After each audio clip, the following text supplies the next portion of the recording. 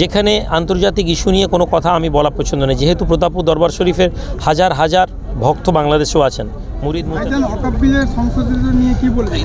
ওয়াকফ বিলটাও নিয়ে বললাম তো যে প্রতিবাদ চলবে, যেহেতু সুপ্রিম কোর্ট একটা রায় পাঠিয়েছে, এই জন্য মানে যেটা পার্লামেন্টে যে রায়টা আবার ফিরে গিয়েছে, যতক্ষণ না এটা হচ্ছে ততক্ষণ পর্যন্ত আমরা এর বিষয় নয়।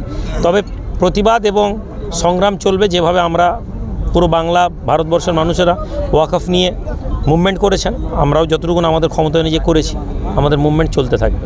এই মুহূর্তে বাংলাদেশ ও ভারতের মধ্যে যে সিস্টেমটা তৈরি হচ্ছে সে নিয়ে কী বলবেন? দেখুন, বাংলাদেশ ভারত আন্তর্জাতিক ইস্যু, আর আমরা এমন এখন পরিস্থিতির মধ্যে বাস করছি যেখানে আন্তর্জাতিক ইস্যু নিয়ে কোনো কথা আমি বলা পছন্দ নেই, যেহেতু প্রতাপপুর দরবার শরীফের হাজার হাজার ভক্ত বাংলাদেশেও আছেন, মুরিদ মুতাকাদিন আছেন। তবে এটুকুন বলতে পারি, আমাদের দেশের গদি মিডিয়ারা যেভাবে উলঙ্গ হয়ে আন্তর্জাতিক জায়গায় তারা হাসির খোরাক হচ্ছে, ভারতীয় হিসাবে আমার মাথা হেঁট হয়ে যাবে। শুধু আমার নয়, যে কোনো সচেতন নাগরিকেরই লজ্জার বিষয়। সেখানকার এমন এমন ভিডিও ফুটেজকে নিয়ে এসে তারা এমন ব্যঙ্গাত্মক টক শোতে করছেন, যেটা তাদের মিডিয়ার স্ট্যান্ডার্ডকে প্রকাশ পায়। বাট আমি বিশ্বাস রাখি আমাদের যারা ডিপ্লোম্যাট আছেন তারা যথেষ্ট দক্ষ, ফলে বাংলাদেশের সাথে আমাদের সম্পর্ক ভালো হয়ে যাবে।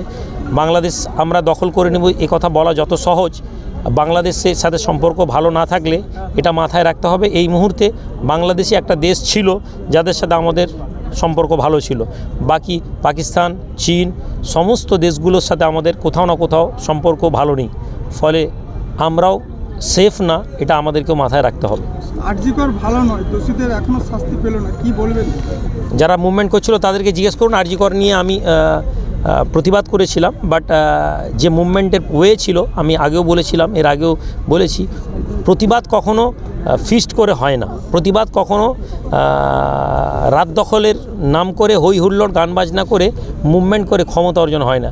ক্ষমতা দখল হচ্ছে প্রতিবাদ এবং যাকে বলে বিপ্লবের মাধ্যমে হয়।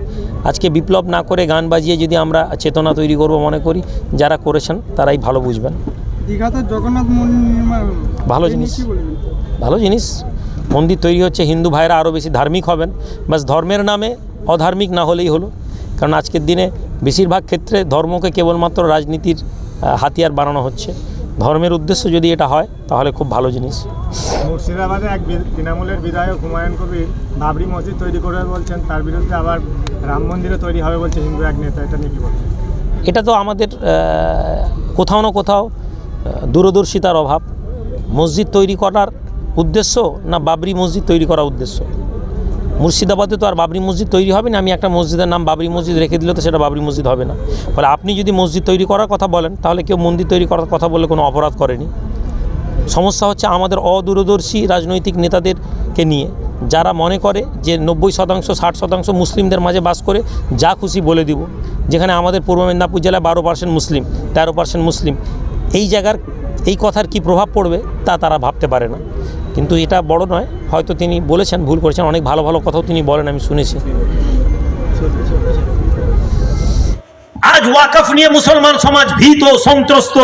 আজ ওয়াকফ নিয়ে ভয় পাচ্ছি আমরা, কি হবে কি হবে কি হবে আমাদের ওয়াকফের বিষয়ে।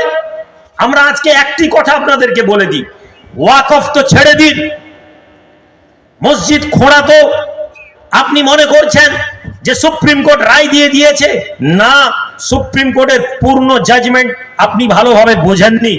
রায়ের মধ্যে ঘোষণা আছে, কিন্তু চাবিকাঠি কেন্দ্রকে দেওয়া আছে, সে কিছু পরামর্শ আছে, তার পুরো জাজমেন্টটা যদি বুঝতে পারি।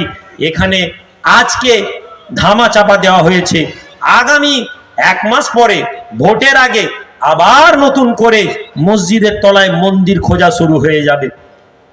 কাউন্টার করুন, তাদেরকে প্রশ্ন করুন যে যারা আজকে মন্দিরের তলায়, মসজিদের তলায় মন্দির খুঁজে বেড়াচ্ছে, তাদেরকে প্রশ্ন করুন, চলো বিহারের বৌদ্ধ বিহার খোঁজা হোক, অন্যান্য মন্দিরগুলো বিহারের খোঁজা করা হোক, যেখানে হাজার হাজার বৌদ্ধ মঠকে ভেঙে চুরমার করে মন্দির বানানো হয়েছে, সেই মঠগুলো খোলাচল হোক। তারা এ বিষয়ে কথা বলবে না। সম্মানিত ভাইরা, আমাদেরকে রাজনীতি সম্পর্কে সচেতন হতে হবে, ভোটের বিষয়ে আমাদেরকে সচেতন হতে হবে। স্বপ্ন দেখা শুরু করুন, আমি আপনাদেরকে একটি কথা আমি বলেছি, আমার জ্ঞান ক্ষুদ্র, সমাজের লোক আমাকে যদি মনে করে আমাকে উত্তেজিত করে ভোটে নামিয়ে দিবে, আমি ভোটে নামবো না। আমি লোকসভা ভোটে নামিনি, আমি বিধানসভা ভোটে নামিনি, আমি পঞ্চায়েত ভোটে নেমেছি। আপনারা ভেবেছিলেন আমি নামবো না?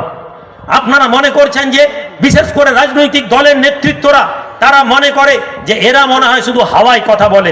জি না, আমি হাওয়ায় কথা বলি না। আমি চাই না আমার এই জাতি ভুল বুঝুক। গত লোকসভা ভোটে তমলুক থেকে পূর্ব মেদিনীপুর জেলায় তৃণমূল হেরে যাবে, একথা আমরা বলেছিলাম, আমরা খবর দিয়েছিলাম, আমরা জানিয়েছিলাম।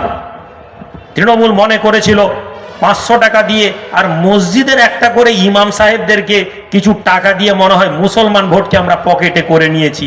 তারা জানে না ওই ইমাম সাহেব তার বাপের কথা শুনেনি, ওই ইমাম সাহেব তার মাকে দেখেনি, সে সরকারকে দেখবে। এই ধারণা ঠিক না।